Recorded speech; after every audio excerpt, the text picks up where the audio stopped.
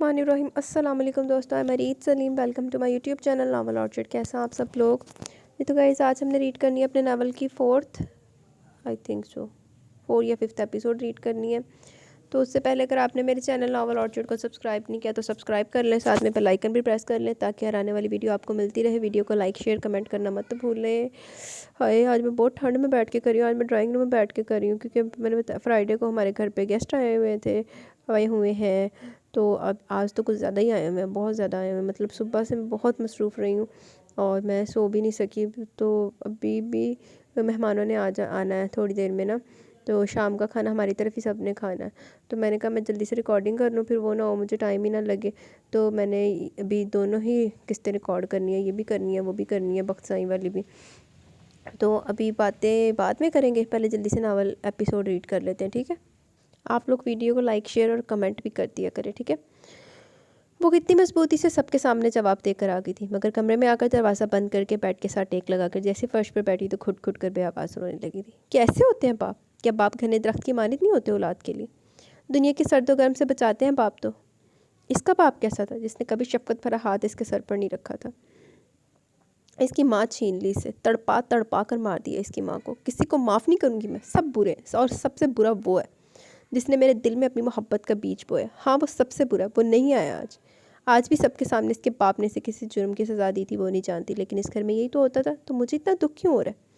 मामा बहुत याद आती है मुझे, क्यों छोड़कर चलेगी मुझे? आपको पता है बाबा ने कभी प्यार नहीं किया मुझे, और भैया भैया भी नहीं थे आज, और वो भी नहीं आया। क्यों?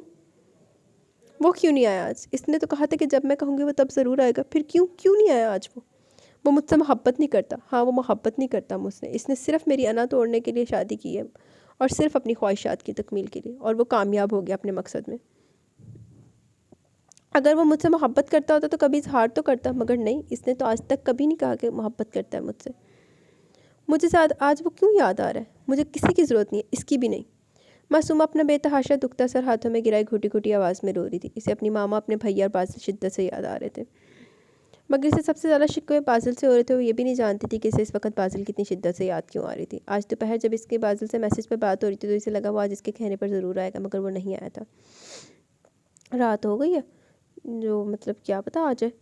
इसे रोते हुए दोपहर से रात हो गई थी। इसका सर बहुत बुरी तरह दर्द कर रहा था। वक्फे वक्फे से दरवाजे पर दस्तक हो रही थी, मगर वो नज़रअंदाज कर रही थी क्योंकि वो जानती थी पुप्पो या हानिया होगी जिसे तसल्ली देने की घर से आई होगी, मगर मासूमा शराजी थी। इसे किसी की हमदर्दी की ज़रूरत दरपेश नहीं थी। वो खुद को संभालना अच्छे से जानती थी। इसे हिम्मत कभी नहीं हारनी थी। इसे अपने बेतहाशा दर्द करते सर को नज़रअंदाज करती वो उठी और वॉशरूम की जानी पड़ी। चल लम्हा में फ्रेश होकर बाहर निकली और ड्रेसिंग टेबल के आगे जा खड़ी हुई खुद का शीशे में जायज़ा लेने लगी। दाएं रुखसार बाएं रुखसार की निस्बत खासा सूजा हुआ था। उंगलियों के निशान वाज़ेह तौर पर नजर आ रहे थे। आंखों के डोरे रोने के बायस बेहद सुरख हो रहे थे। खुद को देखकर इसने एक गहरा सांस लिया और नीले रंग का दुपट्टा कंधे से उठाकर सर पर अच्छी तरह ओढ़ लिया। सामने मेज़ पर पड़ा अपना मोबाइल उठाते वक्त इस वक्त इसके दिल ने दुआ की कि बाजिल का रिप्लाई आया, मगर इसे अफसोस हुआ कि बाजिल का रिप्लाई अभी भी नहीं आया था। मोबाइल हाथ में लेकर वह दरवाजे की जानी पड़ी और दरवाज़ा खोलकर बाहर निकल गई। अभी भी इसके सर में शदीद दर्द हो रहा था, मगर अपना दर्द नज़रअंदाज करती वो ज़ीनें उतरने लगी जब नूरी से हैरान परेशान सी सामने से आती दिखाई दी। छोटी बीबी आपको कुछ चाहिए था? हुक्म करे जी। मासूमा तक पहुंचकर नूरी इसका सूजा चेहरा देखती परेशानी से पूछने लगी। नहीं कुछ नहीं, वो आम से अंदाज में नूरी को जवाब देती आगे बढ़ी थी जब नूरी मुअद्दब से इसके पीछे चलने लगी। बीबी जी हुक्म करें, मैं खाना ले आऊँ आपके लिए?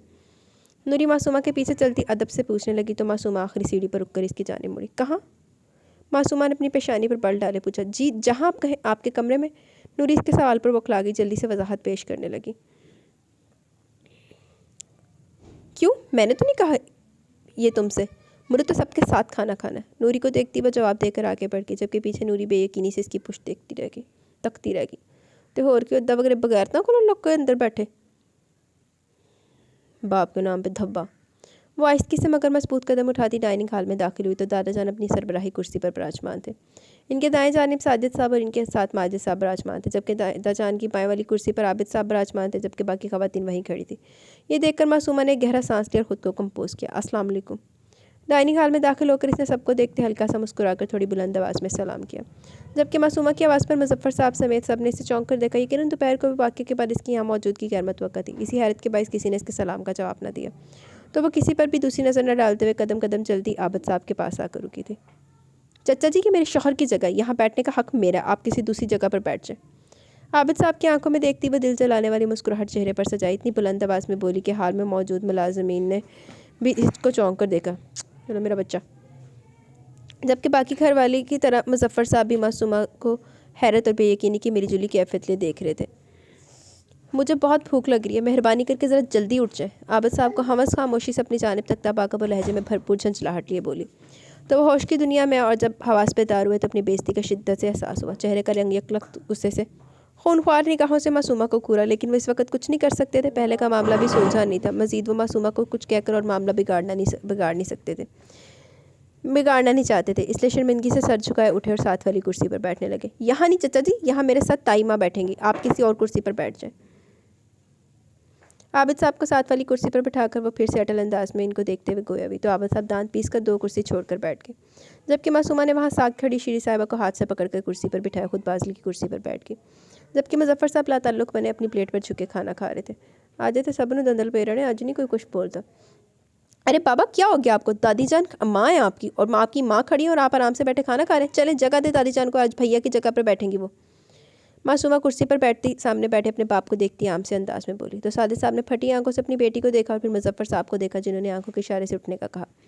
तो नाचारी ने भी वो जगह खाली करना पड़ी। जबकि मासूमा ने मुस्कुराकर दादी जान को देखा, कुर्सी पर बैठने का इशारा किया। दादी जान के बैठने के बाद इसने चची पप्पो को भी बैठने का इशारा किया, जो साथ खड़ी सारी कार्रवाई देख रही थी। और फिर मासूमा पुरसकून होकर खाना खाने लगी। जबकि मुजफ्फर साहब ने कई बार मासूमा को मुखातिब करने की कोशिश की, मगर जाने क्या था, इन जैसे रोबदार शख्स में हिम्मत ही ना हुई को मासूमा से आज दोपहर वाले वाक़े का जिक्र कायम और बाजिल से करने से मना करते। यहाँ तक कि वह जिस तरह सर बुलंद कर के मजबूत कदमों से आई थी, इसी तरह खाना खाकर चली भी गई, मगर वो इससे बात ना कर सके। जबकि माजिद, साजिद और आबिद साहब ने सवालिया निगाहों से बाप को देखा, जिनमें सवाल वाज़ह थे कि मासूमा से बात क्यों नहीं की। मासूमा के उठ के जाने के बाद मुजफ्फर साहब भी उठ खड़े और अपने कमरे की जानिब बढ़ गए। फिर पैदर पे माजिद साहब, साजिद साहब और आबिद साहब भी वहाँ से चल दिए। अब हाल में सिर्फ घर की खवातीन मौजूद थी। अम्मा ये सब ठीक नहीं हुआ, नौशीन साहबा की घबराई भी आवाज़ ने डाइनिंग हॉल की खामोशी में इर्तियाश पैदा किया। वो गुमसुम बैठी दादी जान को देखती हुई बोली थी, जिस पर दादी जान ने चौंक कर नासमझी से ने देखा। क्या ठीक नहीं हुआ? दादी जान ने माथे पर बल डालकर अपनी बेटी को देखते हुए पूछा। मासूमा की बात कर रही हूँ मैं, नौशीन साहबा ने बेबसी से कहा। दादी जान एक ठंडी आ भरी थी। अगर वो बच्ची ज़ुबान से अपनी तकलीफ़ बयान नहीं करती और सबके सामने आंसू नहीं बहाती, तो इसका मतलब ये तो नहीं है कि इसे कभी दुख नहीं होता। देखा आपने कैसा चेहरा सूजा हुआ था इसका, और आंखें कितनी सुर्ख हो रही थी। नौशीन साहब अपने दुपट्टे से अपनी आंखों से आंसू पोंछती हुई भराई हुई आवाज़ में बोली थी। जबकि इनकी बात पर ताई जान और चची जान की आंखें भी भीग गई थी। मुझे भी वो ठीक नहीं लग रही। तुम ऐसा करना, थोड़ी देर में इसके पास चली जाओ और चेहरे पर गर्म कपड़े से सुकाई कर देना, दूध देकर सुला देना इसे। दादी जान की आंखों के सामने मासूमा का उदास चेहरा है। कुछ देर पहले वाली शादाबी और खुशी इसके चेहरे पर चंद घंटों में फीकी पड़ गई थी। अम्मा जान मैं गई थी, मगर इस वक्त इसने दरवाज़ा नहीं खोला। मेरे ख्याल से इसे भी अकेले छोड़ देना चाहिए, वो सुबह तक ठीक हो जाएगी। वो मासूमा को अच्छी तरह जानती थी कि वो इस वक्त अकेला रहना चाहती है। वो किसी भी हमदर्दी लेने की कायल कभी नहीं रही थी। इसे खुद को संभालना आता था, इसलिए दादी जान की बात की नफ़ी करते हुए बोली, ठीक है सोना, रब कुछ रहम डाले इस घर के मर्दों पर। दादी जान ने चेहरा बुलंद करके खुदा से इल्तिजा की। इतने सालों में तो आया नहीं रहम, अब क्या आएगा अम्मा जी? आज मासूमा को देखकर इसकी माँ की याद आ गई। वो भी ऐसे डट कर खड़ी हो जाती थी जुल्म के खिलाफ। शीरी साहिबा भीगी आवाज़ में बोली, मगर क्या आपको याद नहीं भाभी जान, आखिर में क्या होता था इनके साथ? चची जान कुछ सोचते हुए बोली, ख़त्म करो ये बातें और जाकर अपना अपना काम करो सब। दादी जान इनकी बात नज़रअंदाज करते इस बार सख्ती से सबको हुक्म दिया, तो वह सब वहाँ से उठ खड़ी हुई। मासूमा कमरे में आने से पहले फर्स्ट एड बॉक्स से नींद की गोली लेकर आई थी। रात खाकर लाइट ऑफ करके अपना मोबाइल लेकर बेड पर लेट गई। एक बार फिर एक उम्मीद से मोबाइल उठाया कि शायद बाजिल का कोई रिप्लाई हो, मगर एक मरतबा फिर इसे मायूसी हुई, ये देख कर के बाजिल का कोई जवाब नहीं आया। जाने को इसे एक बार फिर शिद्दत से रोना है। बेतहाशा दर्द करते सर को अपने हाथों में दबाती वो सिसक रही थी। इस खूबसूरत कमरे का माहौल आज बहुत अफसुर्दा सा हो रहा था।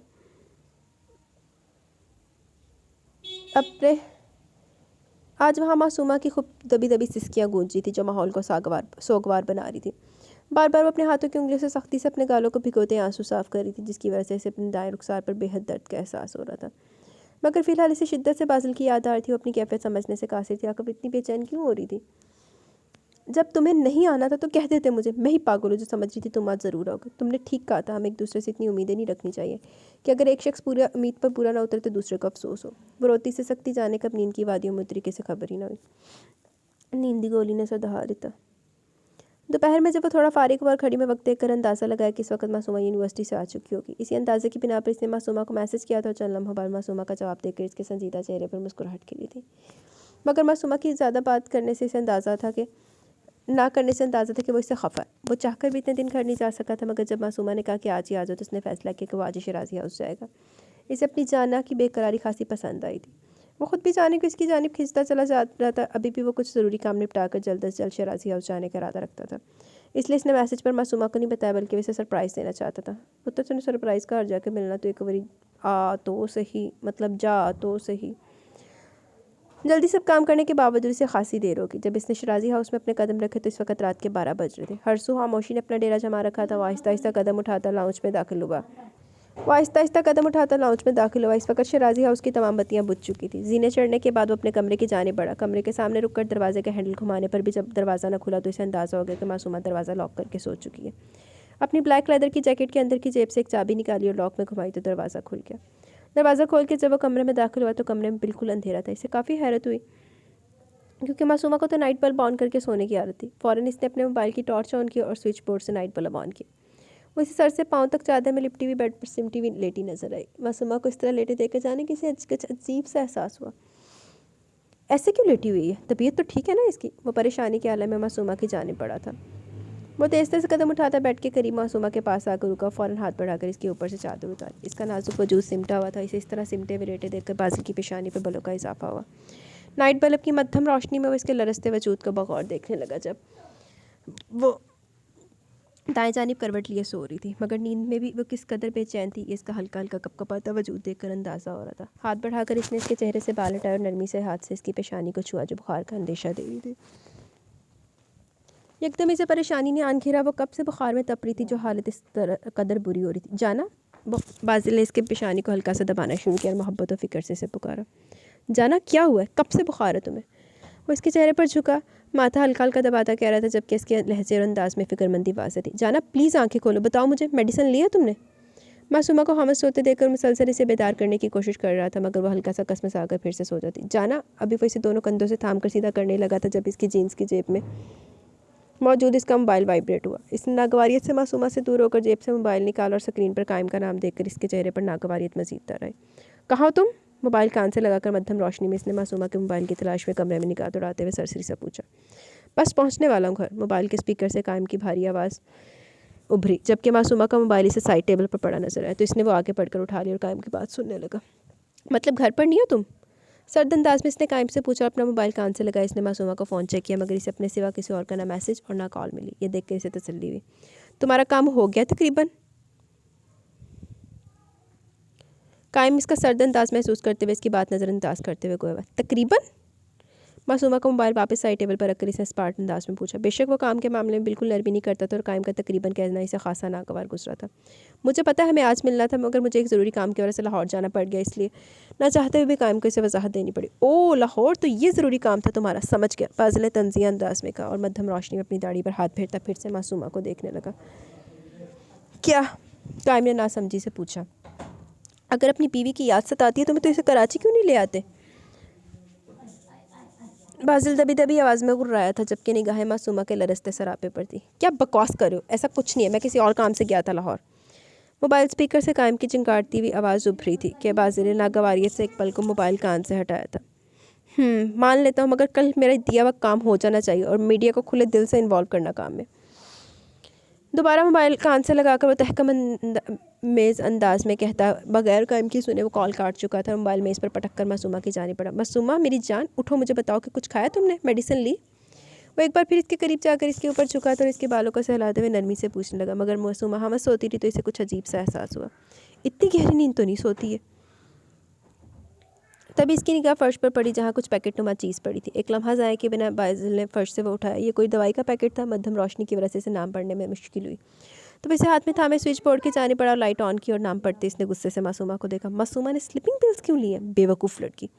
वो एकदम गुस्से में और जारहाना अंदाज में मासूमा की जाने पड़ा। उसे दोनों कंधों से थाम कर बिठाया तो वो खिला गई और अपनी अध खुली नींद से बोझल आंखों से बाजिल को देखने लगी, मगर बाजिल तो इसका सूजा हुआ चेहरा देखकर ठिठक गया और इसके चेहरे का जायज़ा लेने लगा। मासूमा के दाएं रुखसार पर उंगलियों के वाज़ेह निशान देखकर चंद पल लगे थे इसे सूरत हाल समझने। फिर आहिस्ता आहिस्ता बाजिल की आंखों की सुर्खी बढ़ रही थी और चेहरे पर चट्टानों जैसी सख्ती दर आई। प्लीज़ सोने दे, मेरे सर में दर्द है बहुत। वो बोझल और सुर्ख आंखों से बाजिल को देखती हुई बोली थी। क्या हुआ तुम्हें? किसने हाथ उठाया तुम पर? बेहद सर्द अंदाज में इसके दोनों कंधों को झंझोड़ कर गुर्राया कि इसकी बुलंद आवाज़ सुनकर चंद पल में मासूमा की नींद उतर गई और आहिस्ता आहिस्ता हवास पे दार होने लगे। वो मुझे नींद आ रही है, प्लीज़ मुझे सोने दे। वो सूरत हाल समझती बाजिल की चट्टानों जैसे चेहरे से निगाहें चुराते हुए मिनमिनाई थी। किसने हाथ उठाया तुम पर? मासूमा की बात नज़रअंदाज करता हुआ एक बार फिर धाड़ा कि मासूमा एकदम सहम गई और अपनी आंखें बंद कर ली, मगर बंद आंखों से भी वो अपनी आंखों को बहने से रोक न सकी। जब किसी बेआवाज़ रोता देखकर बाजिल ने एक पल को अपनी आंखें बंद करके फिर खोली और गहरा सांस लिया। मासूमा को कांधों से अपने हाथ उठा लिए।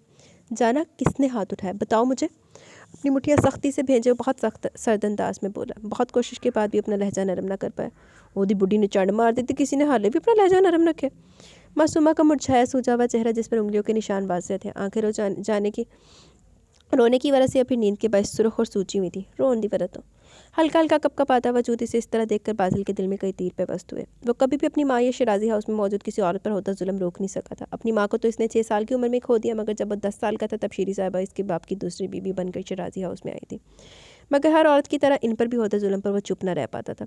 मगर जब कभी वो इनके लिए आवाज़ उठाता तो इसके बाप दादा ये कह के खामोश करवा देते कि इनकी बीवियाँ इनकी मलकियत है, वो जो चाहे कर सकते हैं, तो वो इनके मामला से दूर है। और फिर वो जानता था कि किस तरह इसने खुद को कुछ भी करने से रोका था।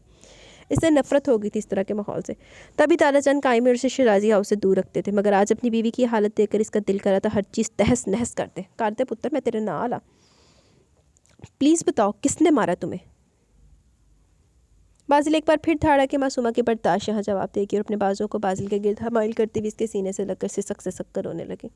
इसे घुट घुट कर रोते देखकर बाजिल के दिल को बेतहाशा तकलीफ होने लगी। इसे ये बात काट रही थी कि इसकी बीवी पर हाथ उठाने की जुर्रत कोई कैसे कर सकता है। चुप नहीं रहो, मुझे बताओ सब क्या हुआ है तुम्हें? किसने हाथ उठाया तुम पर? बताओ प्लीज़।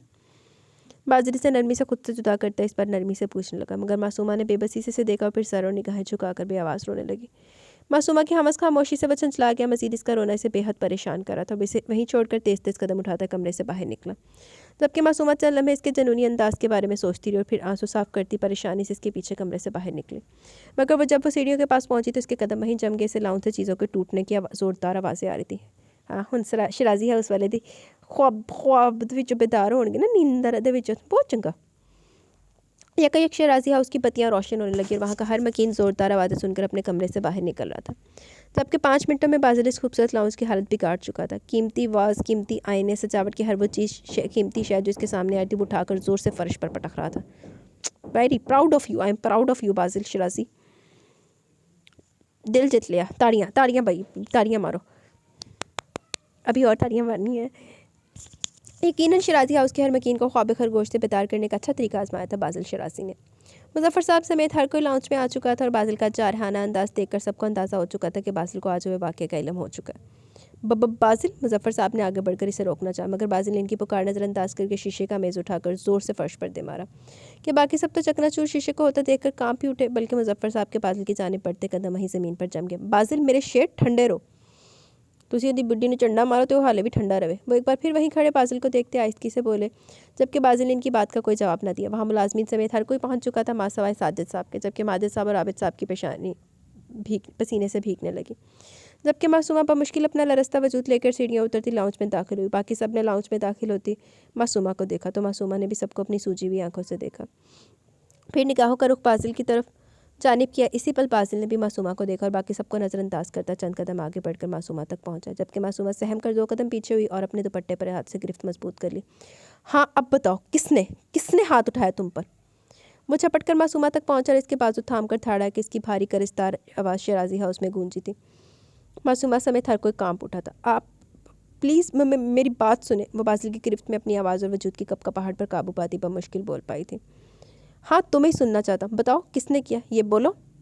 वो एक हाथ से इसके दाएं हाथ को हल्का सा छूकर इस पर नरमी से पूछ रहा था, मगर मासूमा इसका नरम लमस अपनी गाल पर महसूस करके हल्का सा कराहटी और अपनी आंखें मींच ली। बाजिल, बाजिल क्या कर रहे हो ये तुम? छोड़ो इसे। एक कायम की धाड़ती आवाज़ थी जो अभी शिराजी हाउस में दाखिल हुआ था, मगर लाउंज से बाजिल की चिंगारती आवाज़ें सुनकर फ़ौरन अंदर दाखिल हुआ। मगर सामने रोती हुई आंखें मीचे मासूमा को बाजिल की गिरफ्त में देखकर इसका दिमाग गुस्से से फटने लगा था। वो फर्श पर बिखरे कांच की परवाह किए बगैर भागकर फ़ौरन इन दोनों तक पहुंचा और बाजिल को बाजू से पकड़कर पीछे धकेला और मासूमा के बाजों से बाजिल के हाथ हटाए थे। तुम बीच में मत आओ कायम शिराजी, मैं अपनी बीवी से मुखातिब हूँ, कोई बीच में नहीं आएगा। बताओ मुझे किसने जुर्रत की बाजिल शिराजी की बीवी पर हाथ उठाने की?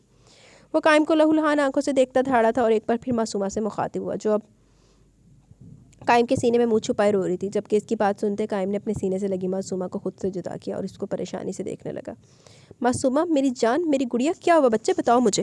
कायम इसका चेहरा दोनों हाथों से थामकर फिक्रमंदी से पूछने लगा, जबकि मासूमा का सूजा गाल देखकर इसकी आंखों में सुर्खी उतरी और माथे पर बलों में इजाफा हुआ।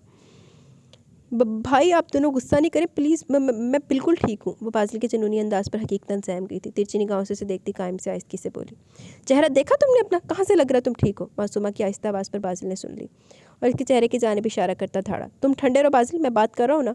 बाजिल के चीखने पर कायम से हाथ के इशारे से खामोश कराता सपाट अंदाज में बोला और फिर मासूमा को संजीदा नज़रों से देखने लगा। मासूमा, मुझे बताओ, बाबा ने हाथ उठाया तुम पे। मासूमा को देखते हुए सर्द अंदाज में पूछने लगा कि मासूमा ने कुछ भी कहे सुने बगैर घुट घुट कर रोना शुरू कर दिया और सर कायम के सीने पर टका दिया। जबकि कायम और बाजिल ने एक दूसरे को देखा और फिर वहाँ खड़े मुजफ्फर साहब को, जिन्होंने इन दोनों से नजरें चुरा ली। बाहर बुलवाएं अपने बेटे को दादाजान, कहाँ छुप के बैठे हैं वो, इनकी जुर्रत कैसे हुई मेरी बीवी पर हाथ उठाने की। बाजिल वहाँ दीवार पर बाकी सब घर के मर्दों की तस्वीरों के साथ अकी साजिद साहब की तस्वीर पर तैश से आवाज़ मारकर नीचे गिराता हुआ धाड़ा कि शरारी हाउस के दरो दीवार इसकी धाड़ पर लरस के। बस कर दो बाजिल, कायम ने मासूमा की जानिब इशारा करते हुए बाजिल को बुलंद आवाज़ में कहा। शराजी साहब, कहाँ छुपाया अपने भाई को, बताएं मुझे। बाजिल कायम को नज़रअंदाज करता माजिद साहब की जानिब बढ़ा, जो अपने बेटे का जुनून देखकर बार बार अपनी पेशानी पर आए पसीना साफ कर रहे थे। बाजिल बेटा, मुझे नहीं मालूम, वो धीमी आवाज़ में बोले। ऐसा कैसे हो सकता है शिराजी ब्रदर्स कोई काम एक दूसरे की शराकत किए बगैर करे। मैं मान ही नहीं सकता कि आप नहीं जानते कि आपका भाई का है। वो माजिद साहब की अपनी लहू आंखों से देखते हुए बेहद संजीदगी से बोला, वहाँ पड़ी कुर्सी को जोर से ठोकर मारी।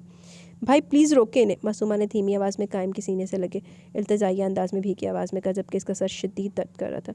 बाजिल बस करो, कायम बाजिल को घूरता बुलंद आवाज़ में बोला। ये नहीं होना चाहिए था दादाजान, मैंने आपको कहा था कि मासूमा को यहाँ ज़रा बराबर खरोच भी नहीं आनी चाहिए। ये आपके होते हुए हुआ है ना, ठीक नहीं हुआ दादाजान। मासूमा का बेआवाज़ रोना कायम को तड़पा रहा था। मुजफ्फर साहब को देखता बेहद सर्द अंदाज में गोया हुआ, किसी को नहीं छोड़ूंगा मैं, किसी को भी नहीं। कल शाम तक इंतज़ार करें और अपने भाई को भी बता दीजिएगा कहीं भी छुप जाए। बाजिल शिराजी की नज़रों से ज़्यादा वक्त भाग नहीं सकता कोई। कल शाम मिलते हैं एक बहुत बड़े सरप्राइज़ के साथ, just wait and watch that what I do dear Shirazi brothers. मासद की चली जाए, कल शाम लगेगा सवाद आएगा तंग शिराजी ब्रदर्स ने। बाजिल कदम कदम चलता माजिद और आबिद साहब के सामने सीने पर हाथ बांधे खड़ा हुआ और अपनी अंगारा आंखों इनके मकरू चेहरों पर जमाए बेहद सख्ती महरी से बोल रहा था। और फिर चलता हुआ कायम के पास आ गया और हाथ बढ़ाकर मासूमा का बाजू थामा और इनके भीगे चेहरे को एक नज़र देखता इसका हाथ मजबूती से थामा और लाउंज से निकल गया। बाजिल मासूमा का हाथ थामकर शिराजी हाउस के सब मकीनों को हक्का बक्का छोड़कर लाउंज से जा चुका था, जबकि कायम ने भी एक सर्द निकाह सब पर डाली और लाउंज से बाहर निकलने लगा जब दाराजान की नरम मगर बुलंद आवाज़ इसके कानों में पड़ी। कायम बेटा, बाजिल ने तो मेरी कोई बात नहीं सुनी, तुम तो सुन लो मेरे बच्चे। मुजफ्फर साहब कायम को मोहब्बत पाश निगाहों से देखते हुए बोले थे, जबकि कायम ने महज सवालिया अंदाज में भवें उचकाई थी। ज़बान से कुछ ना बोला, इसका चेहरा किसी भी तासुर से आ रही था, बेहद संजीदा था। बेटा देखो, मैं मानता हूँ साजिद ने गलत किया, हाथ नहीं उठाना चाहिए था इस पर, मगर बेटा क्या तुम नहीं जानते इस लड़की को, वो खुदसर है और बदतमीज़ भी। वो बेचैन औरतें कहीं इनका दूसरा पोता भी मुँह ना मोड़कर कमरे में चला जाए, इसलिए जज्बे होकर वजाहत देते हुए बोले, मासूमा ने कभी किसी से बदतमीज़ी नहीं की दादाजान, लेकिन इन लोगों के पस्त ख्यालात का क्या किया जा सकता है, जहाँ सच्ची बात कहने वाला बेअदब और बदतमीज़ कहलाता है। अगर तमीज़दारी नाहक बात बर्दाश्त करना और जुल्म के खिलाफ खामोश रहना, तो मैंने ऐसी तमीज़ वाकई अपनी बहन को नहीं सिखाई। इसका लहजा बेहद सर्द था, चेहरा भी किसी भी तासुर से आ रही था और चट्टानों जैसी सख्ती लिए हुए था, मगर धीमी आवाज़ में वो निगाहों का रुख फर्श पर बिखरे टुकड़ों पर जमाए हुए था। बेटा अब तुम तो गुस्सा नहीं करो, देखो ज़रा बाजिल ने तो मेरी कोई बात ही नहीं सुनी। वो कायम का सर्द अंदाज देखकर एकदम फिक्रमंद हुए, मोहब्बत और इल्तिजा से कहते हुए कायम का बेतासुर चेहरा देख रहे थे। क्या दादाजान, अब कोई सफाई देनी बाकी है?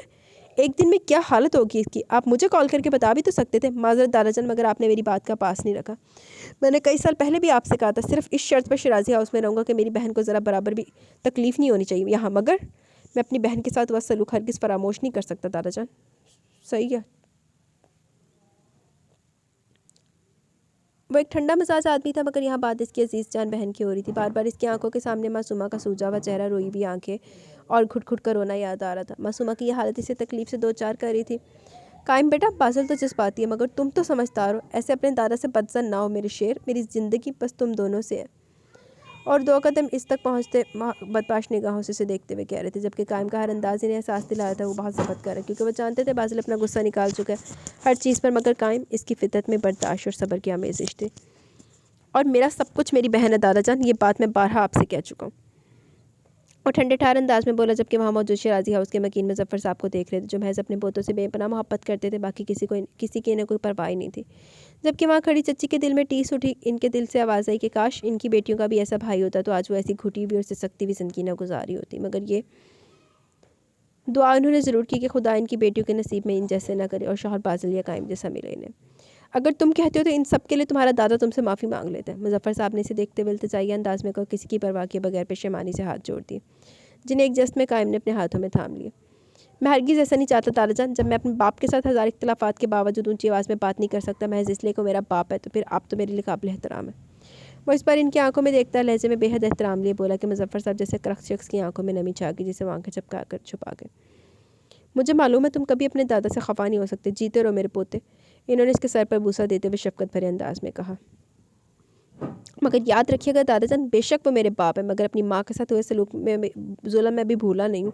और मासूमा पर हाथ उठाकर इन्होंने मजीद गलत किया। बाजिल तो क्या, मैं भी इस बार किसी को नहीं छोड़ूंगा। कायम का लहजा इस बार फिर बेहद सख्त सर्द हुआ, जबकि आंखों में कर्ब वाज़ेह हुआ, जिसे वो महारत से छुपाकर एक सर्द निगाह माजिद साहब और आबद साहब के उड़े हुए चेहरों पर डालकर वहाँ से जा चुका था। जबकि मुजफ्फर साहब बेबसी से इसकी पुष्ट देखने लगी, जहाँ तक कि वो निगाहों से ओझल हो गया। तू तो की ही करेगा बाजिल, आप ही निबड़ लेगा सारे अनु। वह मासूमा को कमरे में ले जाकर इसे बेड पर बिठा चुका था और नूरी को दूध का गिलास लाने को कहा। अब वो मुसलसल कमरे में चक्कर काट रहा था। मासूमा बेड पर सिमटी बैठी तिरछी निगाहों से इसके बेहद संजीदा चेहरे को देख रही थी, जो बगैर किसी कुछ कहे खतरनाक तेवर लिए कमरे में इधर से उधर तेज तेज चक्कर काट रहा था। जब दरवाजे पर हल्की सी दस्तक के साथ नूरी हाथ में दूध का गिलास और फर्स्ट एड बॉक्स लिए अंदर दाखिल हुई।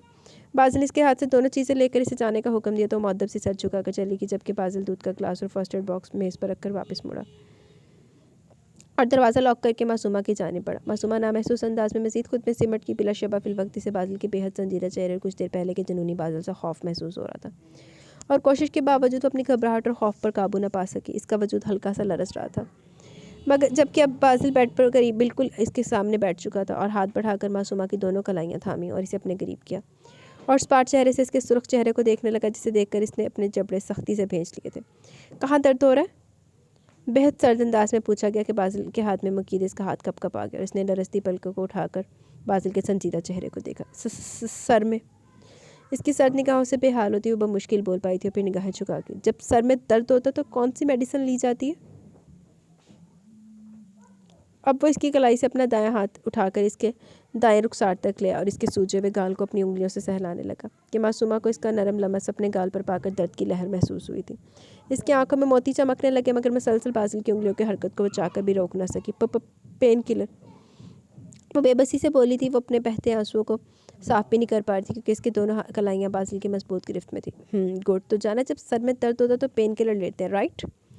वो इसके बहते आंसू अपने हाथ के पोरों से नरमी से साफ करता तस्दीक चाहता वह बोला, जबकि मासूमा ने झुके सर को अस्पात में हिलाया, मगर जबकि इसके बेतुके सवाल समझने से कासी थी। तो जाना तुमने स्लीपिंग पिल्स क्यों ली? वो मज़ीद इसके चेहरे के करीब अपना चेहरा ले जाता हुआ सर्द लहजे में पूछने लगा। वो मुझे नींद नहीं आ रही थी। आइंदा ऐसा नहीं करूँगी, प्लीज़, सॉरी। वो बाजिल का हाथ अपनी गर्दन की पुष्ट पर महसूस करते हुए जल्दी जल्दी बोली, जबकि बाजिल की गिरफ्त इसकी गर्दन के पीछे थोड़ी सख्त हुई। मासूमा ने सख्ती से अपनी आंखें मींच ली। तुमसे इसी की उम्मीद है मुझे। बाजिल ने इसकी गर्दन से पकड़कर इसके चेहरे को थोड़ा बुलंद किया और बोला, और फिर इसके चेहरे के हर नक्श पर वालिहाना अंदाज में अपने लब रखने लगा कि मासूमा की सांसें बेतरतीब हो गई। कई पल गुजर गए जब वो इससे जाता हुआ और बेड से उठ खड़ा हुआ, जबकि मासूमा गहरे गहरे सांस लेते हुए बमुश्किल खुद को रोने से रोक रही थी, मगर फिर भी मुसलसल इसके आंसू इसका चेहरा भिगो रहे थे।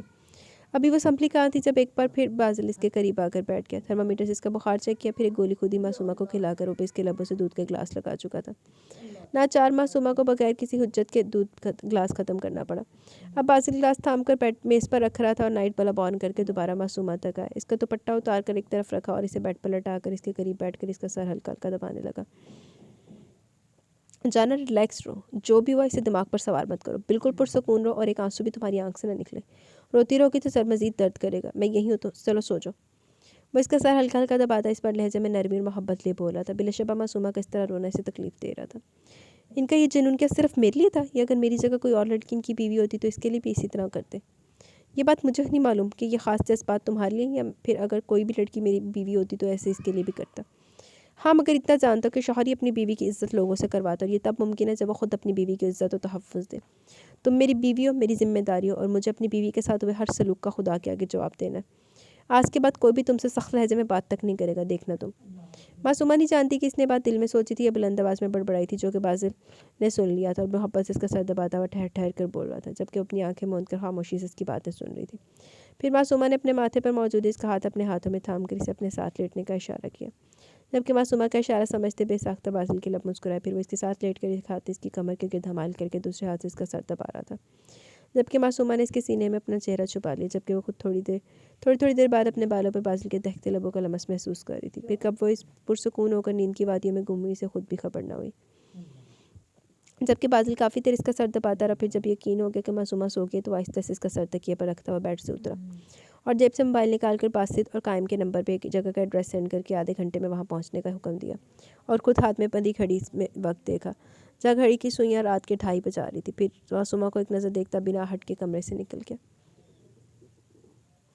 चल बे शराजी ब्रदर्स दी उल्टी काउंटिंग शुरू हो गई है। वो जब इसाम से गैर बाद मकान में दाखिल हुआ तो एक बल्ब की रोशनी में से सामने 3 कुर्सियाँ एक मेज़ के गिर्द पड़ी नजर आई, जिन पर एक पर बासित तो दूसरी पर कायम बैठा लैपटॉप पर झुके हुए थे। बासिल तेज तेज कदम चलता इन तक और खाली कुर्सी पर विराजमान हो गया। फिर काफ़ी देर वो तीनों अपना प्लान डिस्कस करते, जबकि बासित बार बार मुंह पर हाथ रखकर जमाइयाँ रोक रहा था। इसकी सुरख आंखें और बेजार चेहरा बता रहा था बहुत मुश्किल से अपना बिस्तर छोड़ कर आया था। हे सुत्ते पेन उठा कर लाए बेचारे आदमी, शरीफ आदमी। बासित ये सब तुमने करना और तुम्हारा बिल्कुल ध्यान ही नहीं है। गौर से सुनो मेरी बात, गलती की गुंजाइश कतई नहीं है, इसलिए अपना दिमाग यहाँ रखो।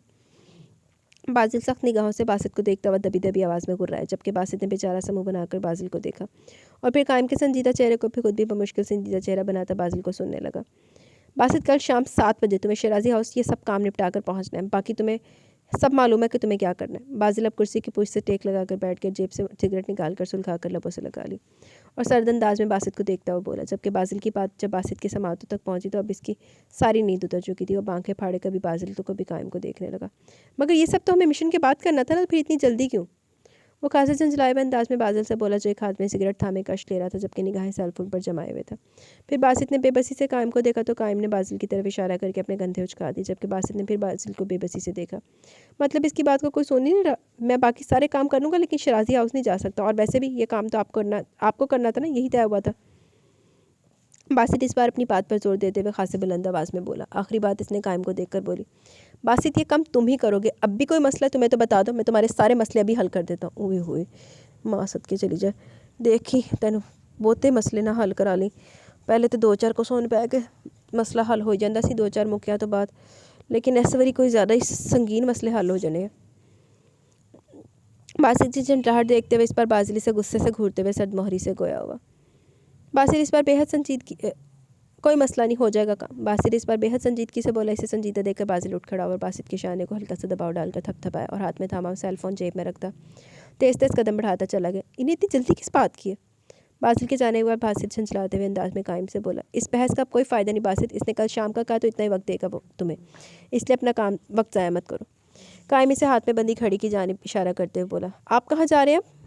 कायम को मेज़ पर पड़े चंद कागज़ समेटते देखकर बासित ने पूछा, सुबह की फ़्लाइट है मेरी लाहौर की, इससे पहले मुझे घर भी जाना है। कायम अपना मोबाइल निकाल कर चेक करते हुए बोला, क्यों खैरियत? इसके बाप ने कहा कि सुबह ले जाऊँ इसे। मोबाइल पर निगाहें जमाए बेतासर अंदाज में बोला, तो आप शराजी हाउस लेकर जाएंगे इन्हें? बासित इसकी बात समझता सर हिलाकर अगला सवाल करते कायम का संजीदा चेहरा देखता गोया हुआ। हाँ जाहिर है, कायम ने सरसरी से अंदाज में कहा, कोई मुलाकात हुई अभी तक इनसे या शराफत लिए फिर रहे हैं? बासित पर जाहिर संजीदगी से पूछ रहा था, मगर इसकी आंखों में शरारत वासिया थी। कायम ने इसकी बात का कोई जवाब न दिया और हम बस मोबाइल पर निगाहें जमाए बैठा। यार बताएं तो। ओए होए बासित को बेचता हूँ देखो कायम तंग कर रहे हैं। बासित थोड़ा आगे की जाने पड़कर अपनी मुस्कुराहट दबाई शरारत से पूछ रहा था, जाने तो सारा जाने ते गुल ना जाने बाग ते सारा जाने है, मासूमा नहीं पता ओदी भरजाई दा ते बाकी सारे जहान नूं पता। नहीं हुई मुलाकात, मैं जिसके बाप से मिलता हूँ जब चाहता हूँ। कायम ने हवा संजीदगी से कैसे मालूम था जब तक बासित की बात का जवाब नहीं देगा वो पीछा नहीं छोड़ेगा। अजीब है यार, आप अपनी बीवी से नहीं मिलते? अब बंदा इतना भी शरीफ ना हो, अगर वो आपकी पसंद पर पूरी ना उतरी तो इन 2 माह में कम से कम आपको इनसे रब्ता रखना चाहिए था, बेशक कॉल पर ही रखते। बासित कायम की बात पर अपना माथा पीटता इसे घूरता हुआ बोल रहा था, तुम इन बातों पर ध्यान ना दो और अपने काम पर लगो, वक्त बहुत कम है तुम्हारे पास। कायम इसकी बात का नज़रअंदाज करता मसनूई गुस्से से घूरता हुआ बोला, चले अब लाजो रहे हैं अपने साथ तो जी भर के मिल लीजिएगा अपनी बेगम से। बासित कायम को आंख मारता हुआ कहका लगाकर बोला, जबकि कायम इसकी बात पर गुस्से से इसका नाम लेते हुए थाड़ा। बासित, हाँ हाँ हाँ हाँ, अरे कुछ इनसे ही सीख ले, अपनी बीवी से क्या कॉल पर रोमांस छाड़ते हैं। उफ, हाँ हाँ हाँ हाँ। बासिल की बात का इशारा बासिल की जानिब था, जबकि यहाँ कायम से और बर्दाश्त ना हुआ और उठकर एक मुक्का बासित की कमर पर रसीद करता अपनी चीज़ें लेकर चला गया। जबकि इसके जाते ही बासित के मुस्कुराते लब सुकड़ गए और चेहरे पर बेहद संजीदगी छा गई। आंखें बेतहाशा सुर्ख हो रही थी, लैपटॉप पर निगाहें जमाए वो चंद लम्हे पहला वाला बासित बिल्कुल नहीं लग रहा था, बल्कि अब तो इसके चेहरे पर चट्टानों जैसी सख्ती थी। अच्छा जी, देख लेने सी तुसी कल केड़ा सरप्राइज़ देना शराजी ब्रदर्स नू। वो सुबह काफ़ी देर से बेदार हुई थी। आंखें खोलते अपने बिल्कुल साथ लेटे बासिल को सोते देखकर इसके लब अपने आप मुस्कुराए थे, मुस्कुराती आंखों से। इसे देखते हुए इसने अपने कमर से बासिल का हाथ उठाकर अपने नाजुक हाथों में लिया और मोहब्बत पाशनी गाँव से इसे बगौर देखती हुई अपनी आंखों को जैसे ठंडक पहुंचा रही थी।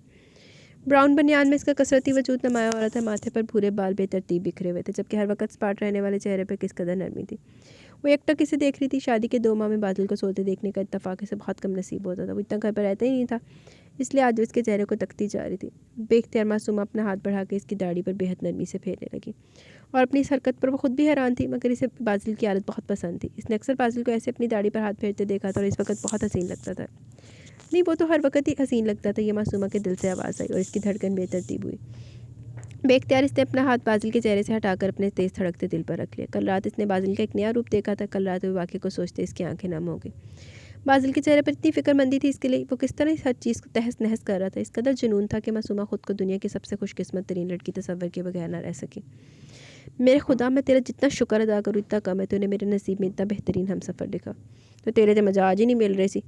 मैं नहीं ब्याह कराना, तो मैं नहीं कराना। वो दिल में अपने खुदा से मुखातिब थे। एक आंसू इसकी आंखों से निकल कर बालों में जज़ब हो गया। कई पलों बाजिल को मोहब्बत पाशु तो शक्राना अंदाज में देखती रही, फिर बेख्तियाराना झुक कर बाजिल की दाढ़ी पर मोहब्बत की मोहर सबत की और फिर सुरख चेहरे के साथ उठकर आहिस्ता से बेड से उतरने लगी। जब बाजिल ने इसे बाजू से खींच कर अपने साथ लेकर लेटाया और खुद इस पर झुक गया। तुमने तो मेरी सुबह हसीन बना दी जाना।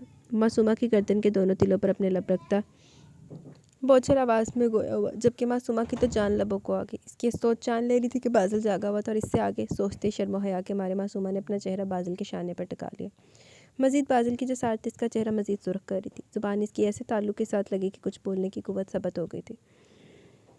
तुम वाकई हैरान कर देती हो मासूमा। वैसे इतना प्यार क्यों आ रहा था तुम्हें मुझ पर? कोई ख़ास बात? मासूमा के बालों की महक अपनी सांसों में उतारते हुए जुमानी से गोया हुआ।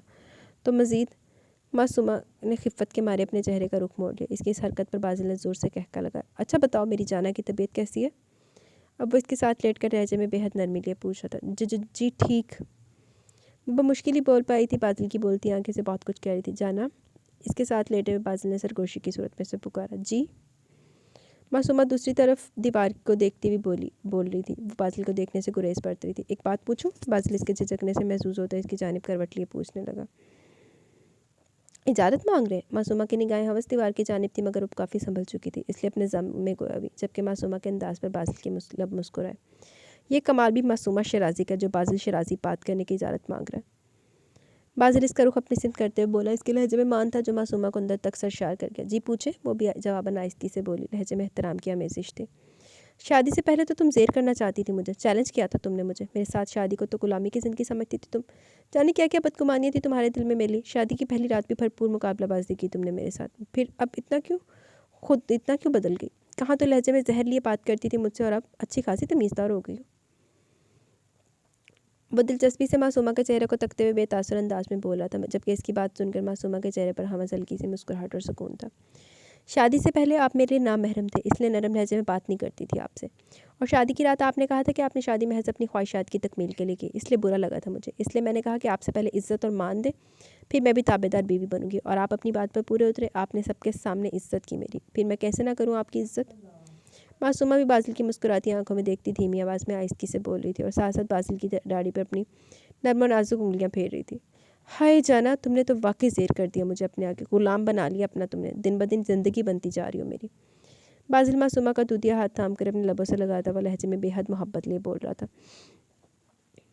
अपनी दाढ़ी पर इसकी उंगलियों का नरम लमस इसे बहका रहा था। मासूमा की आदत इसे बहुत भाती थी। मुर्शद साहब, बेवकूफ़ औरत अपने शौहर को गुलाम बनाती है और गुलाम की बीवी बनकर ज़िंदगी गुजारती है, लेकिन अक्लमंद औरत अपने शौहर को बादशाह बनाती है और बादशाह की बीवी बनकर ज़िंदगी गुजारती है। और यकीनन मैं अगर इतनी अक्लमंद नहीं तो ज़्यादा बेवकूफ़ भी नहीं हूँ। हाँ, या क्या हो गया? हाथ गलत जगह पे लग गया था, मतलब वॉल्यूम वाले बटन पे प्रेस हो गया था। जबकि बाजिल वो अपनी निगाहें हमस बाजिल के भूरे बालों पर जमाए वो अभी भी बाजिल की दाढ़ी पर हाथ फेर रही थी। जबकि बाजिल इसकी खूबसूरत आंखों में देखता इसे बगौर सुन रहा था, फिर बेख्तियार इसके गुलाबी लबों पर झुका। कई लम्हे यूं ही सिरके थे, अब वो अपने लब मासूमा की गर्दन पर रख चुका था, जबकि मासूमा इसके वालहाना अंदाज पर सख्ती से अपनी आंखें और मुठ्ठियाँ मीच चुकी थी। इन दोनों को ही धड़कनों में इर्त्याश पड़ पाता। तुम्हारे इन दो दिलों से इश्क है मुझे, बहकाते हैं ये मुझे जाना, मैं बेख्तियार हो जाता हूँ। बाजिल शराजी आज इस बात का एतराफ़ करता है कि कोई चीज़ इसके हवासों पर सवार हो सकती है तो वो जाना तुम्हारी कुर्बत है। पैदर पे वो जसाते करता हुआ खमारलूद आवाज़ में बोल रहा था, जबकि मासूमा इसकी बातें सुनकर मज़ीद खुद में सिमट गई थी। आंखें हवस इसने मीची हुई थी। ये बात तो पहले भी महसूस कर चुकी थी कि बाजिल को इसकी गर्दन के दिल बहुत पसंद है, मगर आज इस तरह इजहार सुन के इसके लबों पर तबस्सुम बिखरा। पापा प्लीज़, आंखें मूंदे वो मिनमिनाई थी जब बाजिल इसके सुर्ख चेहरे को एक नज़र देखता अपने उमड़ते जज्बात पर काबू पाता वापस बेड पर लेट गया। इसके पीछे होने पर मुश्किल खुद को संभालती जल्दी से बेड से उतर के उलट खड़ाते हुए भागने के अंदाज में वॉशरूम में घुस गई, जबकि बाजिल के लबों पर जानदार मुस्कुराहट आई थी। काफ़ी देर बाद फ्रेश होकर बाहर निकली तो सच शुक्र के बाजिल फिर से सो गया था। अलमारी से कपड़े लेकर ड्रेसिंग रूम में चली गई। कपड़े बदलकर दोबारा सट पर दुपट्टा उड़े एक नज़र सोए हुए बाजिल को देखती कमरे से निकल गई। इसकी तबीयत काफ़ी बेहतर थी, मगर वो आज यूनिवर्सिटी नहीं गई थी। पता नहीं बाजिल कब उठेगा, मगर वो बाजिल के साथ ही नाश्ता करना चाहती थी। अभी वैसे भी इसे भूख नहीं थी। कुछ सोचती हुई सीढ़ियाँ उतरते कायम के कमरे की जानिब पड़ी। अच्छा जी। वो इजाज़त मिलने पर कायम के कमरे में दाखिल हुई। कायम ड्रेसिंग टेबल के सामने खड़ा कहीं जाने के लिए बिल्कुल तैयार था। स्याह पैंट पर सफ़ेद रंग की शर्ट पहने, लंबी चौड़ी जसामत और साफ रंगत मासूमा ने इसे देखते मुस्कुराकर सलाम किया तो वह कायम उसको सलाम का जवाब देकर इसकी जाने पड़ा। मेरी गुड़िया की तबीयत कैसी है? शफ़क़त से मासूमा के सर पर हाथ रखते हुए कायम ने पूछा। मैं बिल्कुल ठीक हूँ भैया, आप कहीं जा रहे? मासूमा ने जवाबन कायम को देखते हुए पूछा तो कायम के मुस्कुराते लब सिकुड़ गए और चेहरे पर संजीदगी छा गई। मासूमा, मुझे तुमसे बात करनी है, यहाँ बैठो। कायम ने मासूमा का हाथ थामकर कुर्सी पर बिठाया, खुद भी साथ वाली कुर्सी पर विराजमान हो गया। भैया, आपको वही बात करनी है ना जो मैंने इस दिन पूछी थी आपसे रिश्ते के बारे में? मासूमा खुद भी तो हानि और कायम के रिश्ते के मुतालिक बात करने आई थी। इसे लगा कायम भी वही बात करने वाला, इसे इसलिए से पूछने लगी, जबकि कायम ने मासूमा का मुस्कुराता चेहरा देखकर गहरा सांस लिया। बिलाशुबा वो अपनी बहन की उम्मीद तोड़ने जा रहा था। मासूमा, तुम्हें अम्मी के भाई याद है, यामीन अहमद? कायम ने मासूमा की बात नज़रअंदाज करते हुए तमहीद बांधी। इसे समझ नहीं आ रहा था वो कैसे मासूमा को सारी बात बताए। जी भाई, मगर इनका यहाँ जिक्र क्यों? मतलब वो तो मामा की ज़िंदगी में हमसे ताल्लुक़ ख़त्म कर चुके थे ना? मासूमा कायम को नासमझी से देखती हुई पूछने लगी। मगर एक ताल्लुक़ ऐसे जो भी ख़त्म नहीं हो और ख़त्म करना भी नहीं चाहते। कायम ने मासूमा को देखे बगैर स्पार्ट अंदाज में कहा। कौन सा ताल्लुक़ भाई? हमें नहीं रखना इनसे कोई ताल्लुक़। और क्या आप भूल के बाबा मामा के गुनाहगार हैं तो इतने कसूरवार मामा के भाई भी हैं। अपनी मामा के जिक्र पर मासूमा के चेहरे पर अज़ियत दर आई। बहुत कोशिश के बावजूद इसकी आवाज़ भीगी हुई थी। कायम ने भी सर्द आ भरी। मासूमा, भैया पापा ने मामा को मार ही दिया था, मगर मामू ने भी कम तकलीफ़ नहीं दी मेरी मामा को। बेटी जब अपने मैके जाती है ना तो भैया तो बड़ी आस उम्मीद लेकर जाती है। मामा भी तो बाबा के जुल्म से तंग आकर अपने भाई के दर पर गई थी, मगर इन्होंने अपनी सगी बहन को इस कदर सख्ती से धुतकारा और इसी जहन्नुम में तड़पने दिया। क्या कोई भाई इतना संगदिल हो सकता है? वो भीगी आवाज़ में बोली और आंखों से बहते आंसू सख्ती से साफ चेहरे से साफ किए। कायम इसके आंसू देखकर तड़प उठा। मजीद कोई और बात बताना इसके लिए और मुश्किल हो गया, मगर आज वो मजबूर था। मासूमा, मैं जानता हूँ वो कसूरवार है, हमारे भी और हमारी माँ के भी, मगर कायम ने इस्तराबी अंदाज में कैफियत में बात को अधूरा छोड़ा। मगर क्या भाई, इन्हें मामा का साथ देना चाहिए था। भाई, अगर वो भाई होने का फ़र्ज़ निभाते तो आज मामा जिंदा हो। बात करते करते मासूमा का दिल भरा और आंसुओं का फंदा इसके गले में फंस गया। वो खामोश होगी जबकि इसकी आंखें बहने लगी। मैं जानता हूँ, कुछ नहीं भूला मैं, लेकिन मासूमा, कायम के दिल में टीस उठी, मगर मर्द था ना, इसे खुद को मैं मजबूत करना रखना था। लेकिन क्या भाई? मासूमा ने बेचैनी से इसके संजीदा चेहरे को तकते हुए पूछा। मासूमा, जब मैं 14 साल का था इस वक्त अम्मी ने अपने भाई की बेटी से मेरा निकाह किया था, मगर फिर अम्मी की डेथ के बाद कोई ताल्लुक़ ही नहीं रहा था इन लोगों से। सच कहूँ तो मैं भी बिल्कुल फरामोश कर चुका था ये बात, मगर निकाह कोई मामूली अमल नहीं जिसे हम पस-पुश डाल दें। कायम मासूमा की हैरत से फैली आंखों में देखता ठहरे हुए अंदाज में कह रहा था। फिर वो खामोश भी हो गया तो मासूमा के कानों में इसके अल्फाज गूंज रहे थे। तुम्हारी शादी के 2 दिन बाद वो मुझे यहाँ मिलने आए थे। बहुत ज़्यादा माफ़िया मांगी अम्मी और तुम्हारे वास्ते दिए कि मैं इनकी बेटी को रुखसत करवा लूँ। वो काफ़ी बीमार रहने लगे, इनकी इकलौती बेटी है वो। मासूमा को खामोश देखकर मज़ीद बोल रहा था, जबकि मासूमा बस खामोशी से सुन रही थी। वो काफ़ी परेशान हाल है। रिटायरमेंट और बीमारी के बाद इन्हें अपनी बेटी की फ़िक्र है। कल दोबारा इनकी कॉल आई थी कि मैं साख्ती से रुखसती करवा कर अपने साथ ले जाऊँ। बहुत मिन्नत समाजत कर रहे थे। मासूमा अभी भी खामोशी से कायम की बातें सुन रही थी। कायम ने इसके उदास चेहरे को देखकर फिर से बोलना शुरू किया। मासूमा, अगर निकाह ना हुआ होता तो मेरे लिए इनकी माफ़ी या वो लोग खुद भी वक़्त नहीं रखते। मगर वो लड़की मेरे निकाह में बैठी है, मैं किसी की बेटी के साथ कोई ज़्यादती नहीं कर सकता। मज़ीद इस लड़की को अपने नाम पर बिठाना इसके साथ जुल्म है जो मैं नहीं कर सकता, क्योंकि मेरी भी एक बहन है। अगर आज मैं किसी की बेटी के साथ ज़्यादती करूँगा तो मेरे आगे आएगा, और मैं अपनी बहन की आंखों में मैं बिल्कुल आंसू नहीं देख सकता। तुम सिर्फ मेरी बहन ही नहीं, मेरी बेटी भी हो। मासूमा के दोनों हाथ थाम कर लहजे में बहुत शफ़क़त और प्यार लिए कह रहा था, जबकि कायम के इतने प्यार पर मासूमा ने अपनी नम आंखें झपकाने की गर्ज से अपना सर झुका दिया। भैया, अगर हर मर्द ऐसे सोचे कि आज जैसा आप किसी दूसरे की बहन बेटी के साथ करेंगे तो वही आपकी बहन बेटी के साथ होगा, तो दोबारा दुनिया में कोई दुख ना रहे, कोई जुल्म नहीं होगा। यही तो सारी बात है भैया, हर कोई ऐसे नहीं सोचता। मगर आप ठीक कह रहे हैं, वो आपके निकाह में, आपको जल्दी यहाँ ले आना चाहिए इनको। आफ्टर ऑल वो आपकी वाइफ है। मासूमा को दुख तो हुआ था जाने कि उसने दिल में ख्वाहिश की कि हानिया इसके भाई के हमसफ़र बने, मगर आज वह इंकशाफ ने इसकी उम्मीद तोड़ दी। मगर इसका भाई भी हक बजानिब था, इसलिए से अपने भाई को मुतमिन मुतमिन करना चाहा। मैं जानता हूँ मेरी गुड़िया को बुरा लगा ना। मासूमा की मुस्कुराहट में छुपी उदासी वो खूब जानता था, इसलिए जाने कि उसे शर्मिंदगी हुई। हालांकि अब से अपनी तरफ से वो भी गलत नहीं था। सही, गलत तो सही है अपनी जगह थे। नहीं भैया, बुरा क्यों लगना मुझे? किसका नसीब किसके साथ जुड़ा ये तो खुदा बेहतर जानता है, और हम सफ़र वही बंदा जिसे खुदा ने तकदीर में लिख दिया होता है। मेरे या आपके चाहने से थोड़ी कुछ होता है। इंसान सोचता कुछ और होता कुछ है, यही तो ज़िंदगी है भाई। कायम के हाथों में मकीद अपने हाथों से यकीन के अंदाज में हल्का सा दबाव डालते हुए मुस्कुरा कर बोली, मुझे मालूम था मेरी गुड़िया बहुत समझदार है। वो इसके सर पर शफ़क़त से हाथ रखता मालूम है। ये बात दादा जान को मालूम नहीं है क्या भाई? मासूमा ने दिल में आई बात फ़ौरन पूछी, क्योंकि दादा जान तो बार बार कायम से शादी के लिए जोर दे रहे थे। अगर इन्हें कायम के निकाह का मालूम होता तो वैसे क्यों कहते? पता है दादा जान को, मगर वो चाहते कि मैं ये निकाह ख़त्म कर दूँ। कायम उठ खड़ा और मेज़ से मोबाइल उठाकर जेब में रखने लगा। मासूमा भी इसकी बात समझते हुए सर हिलाती इसे देखने लगी। आप आज लेने जा रहे हैं इन्हें? मासूमा भी उठ खड़ी हुई सरसरी सा पूछा। कायम ने महज सर हिलाने पर इत्तफाक किया, फिर वो खुदा हाफिज़ कहता कमरे से निकल गया, जबकि मासूमा जाने की कुछ उदास सी हो गई थी, मगर इसे अपने भाई के लिए खुश रहना था। कायम की खुशियों के लिए दुआ करती वो भी कमरे से बाहर निकली और अपने कदम किचन की जानिब बढ़ा दिए, जहाँ दादी जान, फुप्पो जान, ताई माँ और चची पहले से मौजूद थी। इन्हें सलाम करके मासूमा सरसी से इनसे बातें करने लगी। इन्हें बातों के दौरान से मालूम हुआ कि कायम के निकाह का सबको पहले इल्म था, और आज कायम अपनी बीवी को ला रहा है, ये बात भी सबको मालूम है, और इसीलिए रात के खाने का खास एहतमाम करने का दादा जान का हुक्म है, और ये भी कि 2 हफ्तों बाद कायम के वलीमे की तकरीब मुनक्कद की गई है। कुछ देर सबके साथ मामूल की बातें करने के बाद मासूमा का दिल हर चीज़ से उचाट हो गया, तो अपने कमरे की सिम पड़ गई। तो तेरा बंदा कहाँ आ रहा था, फिर तू कमरे में चली जा। सारा दिन आज इन दोनों ने एक दूसरे के साथ गुजारा। बाजिल ने आज अपने बचपन की बहुत सी बातें इसके साथ की। मासूमा ने भी यूनिवर्सिटी और अपने बचपन की बातें इसके साथ बांटी थी। इसने बाजिल को उस लड़के के बारे में बताया जो इसे यूनिवर्सिटी में मिला था, जो बकौल मासूमा के काफ़ी हद तक बाजिल का हमशक्ल था। इसकी बात सुनकर बाजिल ने नामहसूस अंदाज में बात बदल दी, जबकि मासूमा ने फिर बहुत इश्तियाक से कहा कि वो कभी इसकी यूनिवर्सिटी आए तो वैसे वो लड़का ज़रूर दिखाएगी। तो बाजिल ने मुस्कुराकर हामी भर ली। साजिद साहब दोपहर में घर आ चुके थे, जबकि वो बाजिल की शराजी हाउस में मौजूदगी के बायस अपने कमरे से नहीं निकले। इन्होंने गुज़िश्ता रात भी हमेशा की तरह खाने में शराब पीकर नोशी करते गुजारी। वो गुज़िश्ता रात हुए वाक़े का आंखों देखा हाल माजिद साहब और आबद साहब से सुन चुके थे, और बाजिल के मजाज से वो खुद भी अच्छी तरह वाकिफ़ थे कि बाजिल अब कुछ किए बगैर चैन से नहीं बैठेगा। माजिद साहब की ताकीद पर बाजिल के सामने नहीं आए थे, बल्कि माजिद साहब और आबिद साहब भी आज घर पर मौजूद थे, जबकि बाजिल ने भी इन्हें भी नज़रअंदाज किया हुआ था। वो भी शाम का इंतज़ार कर रहा था, क्योंकि जो सरप्राइज़ इसने अपने बाप चाचा को देना था वो इन तीनों के लिए खासा झटका था, और वो भी तूफ़ान से पहले की खामोशी से लुत्फ़अंदोज़ हो रहा था। शाम अपने साए हर सू फैला रही थी। बाजिल ने शाम की चाय दादा जान के साथ भी। वक्त आहिस्ता आहिस्ता सिरक रहा था। इसके सेल फ़ोन पर कोई मैसेज आया, जिसे पढ़कर इसके संजीदा चेहरे पर शातराना मुस्कुराहट आई। अब वो दादा जान के साथ लाउंज में आ बैठा। एक दिन में ही लाउंज की खूबसूरती पहले जैसी तो नहीं हो पाई थी, मगर खासी बेहतर ज़रूर हो गई थी। नया LED भी दीवार पर नस्ब हो गया था।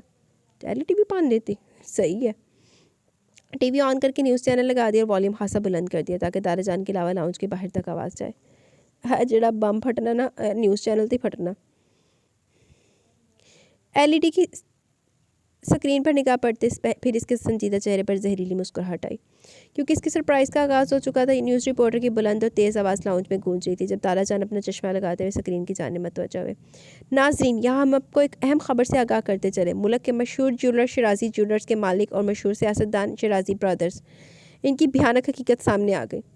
जी हाँ नाज़रीन, शराफत के लबादे में छुपे बुरे रूप, जुआ, शराब नोशी, स्मगलिंग जैसे बुरे कामों के साथ साथ शराजी बरादरान इन नाजेबा जगहों पर भी पाए जाते दिखाई दिए हैं। जी नाज़रीन, मशहूर सियासतदान साजिद शराजी गुज़िश्ता सब अपनी उम्र से दुगनी कम उम्र लड़की के साथ एक होटल के कमरे में पाए गए थे। जी हाँ नाज़रीन, मज़ीद आपको आगाह करते चले कि शराजी बरादरान असले के अलावा इंसानी जिस्म की स्मगलिंग जैसे संगीन जुर्म में भी मुलव्वस है। इसके अलावा शराजी बरादरान की बैरूनी ममालिक में मौजूद प्रॉपर्टी के केस में नैब ने इन्हें फ़ौरी तलब होने का नोटिस जारी कर दिया। तलब न होने की सूरत में शराजी बरादरान की सारी मुल्की और गैर मुल्की जायदाद ज़ब्त कर ली जाएगी।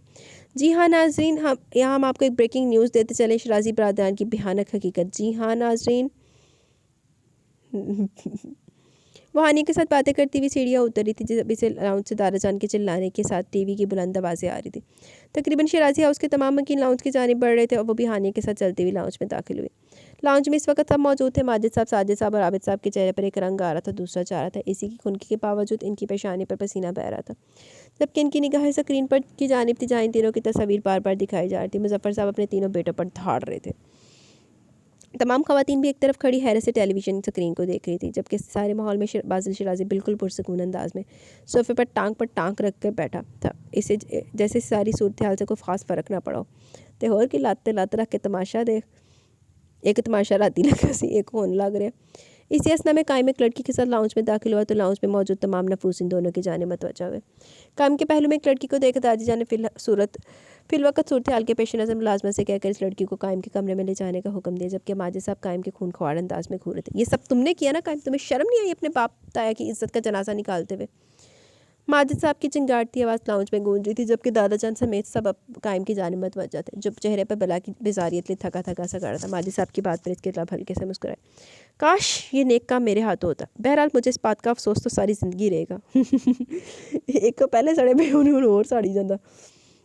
कायम चेहरे पर बेहद अफसुर्दगी लिए बोल रहा था, जबकि इसकी बात सुनकर साजिद साहब, माजिद साहब और आबिद साहब को तो जैसे आग लगी, जबकि बाजिल के चेहरे पर फातिहाना मुस्कुराहट दर आई। बकवास बंद करो कायम, तुम्हारे अलावा ये कौन कर सकता है? तुम ही वो 2 टके की नौकरी करते हो, अपने ही बाप को दुनिया के सामने जलीलो ख्वार कर दिया तुमने। साजिद साहब का बस नहीं चल रहा था कि अपने बेटे को शूट कर दें, जबकि कायम के चेहरे पर अपने बाप, ताया और चचा के फ़क चेहरे देखकर दिली इत्मीनान हो रहा था। लाउंज में न्यूज़ एंकर की तेज़ आवाज़ें भी साथ साथ गूंज रही थी। हर न्यूज़ चैनल पर शराजी बरादरान का स्कैंडल शेयर सुर्खियों में शामिल था। साथ साथ शराजी बरादरान की तस्वीर टेलीविज़न स्क्रीन पर दिखाई जा रही थी। बाजिल के ये सब तुमने किया? तुम्हें शर्म आनी चाहिए हरकत करते हुए। हम कुछ लगते हैं तुम्हारे, ज़रा ख्याल नहीं आया तुम्हें हमारा हमें तबाह कर दिया तुमने हमें। इस बार आबिद साहब सोफे पर इत्मीनान से बैठे बाजिल को मुखातिब करते हुए चिल्लाए, शर्म कैसे करनी चाहिए? ये सारी दुनिया को मालूम हो चुका। और जहाँ तक मेरे शर्म करने की बात है तो वाकई आप लोगों के साथ रिश्तेदारी पर मुझे शर्मिंदगी के साथ अफसोस भी हो रहा है, चूँकि अल्लाह के करम से बहुत इज्जत और अपनी पहचान है हमारी दुनिया में। इसलिए आप तीनों के कारनामे से कुछ खास फ़र्क नहीं पड़ेगा मुझे। और आखिरी बात, मुझे भी अफसोस रहेगा कि ये सब मेरे हाथों क्यों नहीं हुआ। बाजिल चेहरे पर फातिहाना मुस्कुराहट लिए दिल जलाने वाले अंदाज में बोल रहा था, जबकि दादाजान समेत शराजी बरादरान भी अब मज़ीद परेशान हो गए कि अगर कायम और बाजिल ने ये सब नहीं किया तो तीसरा कौन है? इतना तो वो सब जानते थे कि कायम और बाजिल ने अगर ये सब किया होता तो वो दोनों धड़ल्ले से मान जाता है। कोई दोनों इनकार करते तो और कौन ये सब कर सकता है? फिर और कौन ये सब कर सकता है?